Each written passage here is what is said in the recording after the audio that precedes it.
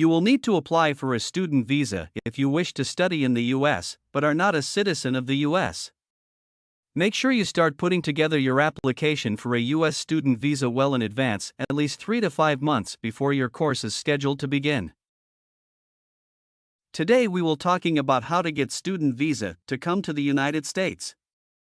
Before we begin, please like and subscribe to our channel. 1. Apply to an SEVP-approved institution. Choose a school and program that are recognized by the Student and Exchange Visitor Program of the U.S. government if you are an international student, SEVP.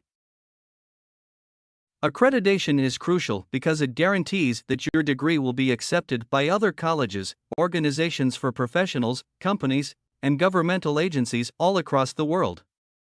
The Student and Exchange Visitor Information System and the paperwork required to submit an application for a U.S. student visa are only available to students enrolled in institutions that have received SEVP approval.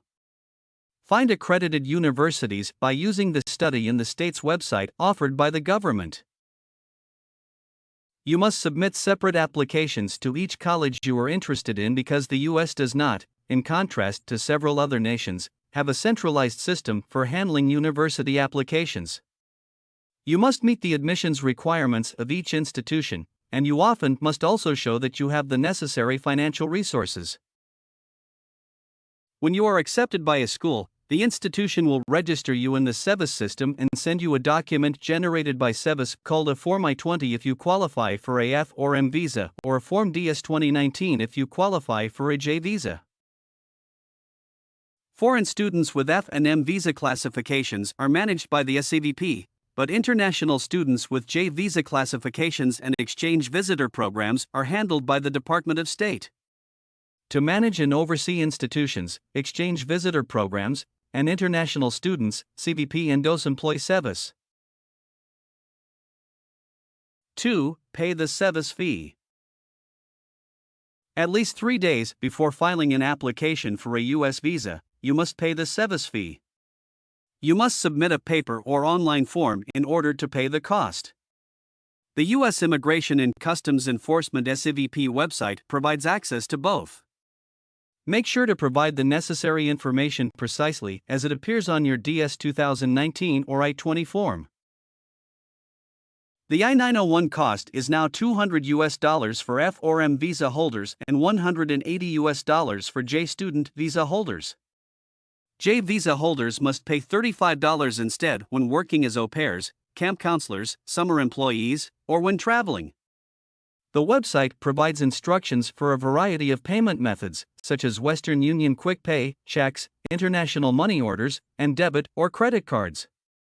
After paying the charge, you can visit the website again to see if your payment was received. The cost may also be paid on your behalf by a third party, such as your sponsor.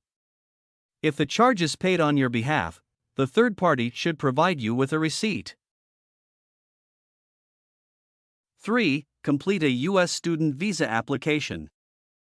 You can schedule an appointment with a U.S. consulate or embassy in your country to apply for a U.S. student visa after receiving your SEVIS form and paying the SEVIS fee. Regardless of when your program is scheduled to begin, it is best to apply as early as possible because visa processing times can change.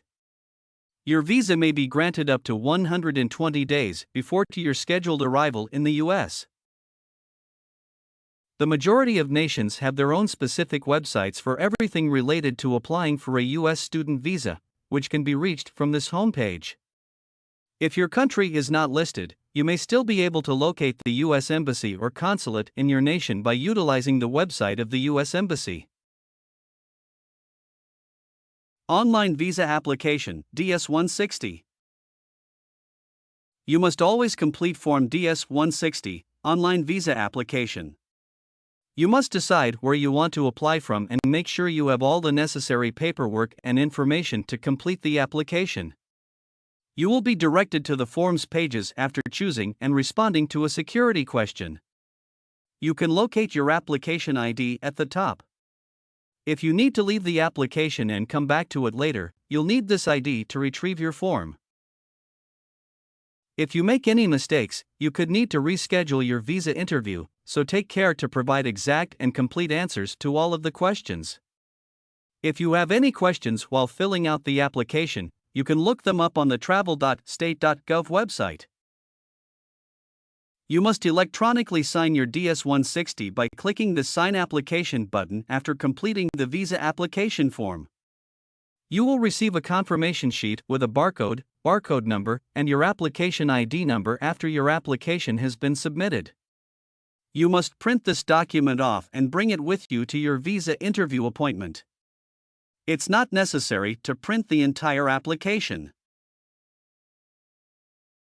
4. Pay the visa application fee.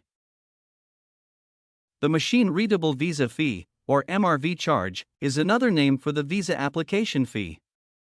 Please carefully read the fee payment instructions posted on your embassy or consulate's website, as there may be differences in the methods. The non-refundable, non-transferable visa application fee, however, can be paid in one of three ways. When you arrive at your scheduled visa interview, you will be required to present the MRV fee receipt. If they're enrolled in a U.S. agency for international development program or a federally supported educational and cultural exchange program with a program serial number that starts with G1, G2, G3, or G7, some J visa applicants won't have to pay application processing fees. 5. Schedule and attend a U.S. student visa interview. Arranging and attending a visa interview is the last step in obtaining a student visa for the U.S. You can accomplish this by phoning the American embassy or consulate that is most convenient for you online or over the phone. In either situation, you should first pay the MRV fee because you might need to provide your MRV fee number. You must attend for a consular officer interview before the visa application procedure may be finished.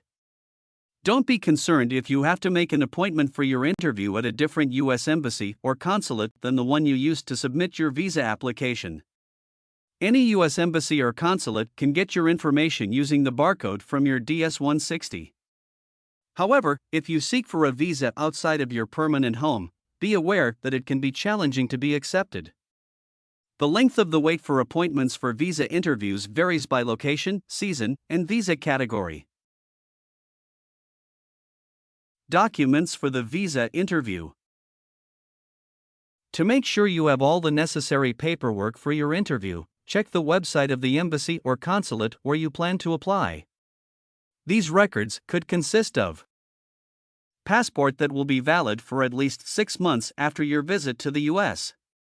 If your passport contains more than one person, each individual who wants a visa must submit a separate application. You might also need to bring every passport you have, both current and old.